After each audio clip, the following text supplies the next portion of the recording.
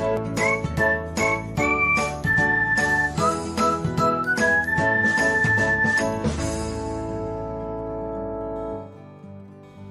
everyone, welcome back to another episode of Technologyglance. In this video, I'm going to guide you through how you can unmark a to-do list on Pinterest notes. So, let's get started.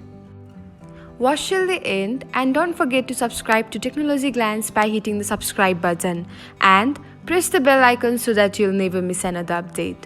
Without further ado, let's get started.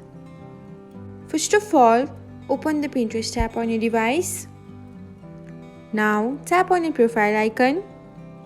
After that, open any of your Pinterest boards. Now tap on the notes and open the to-do list.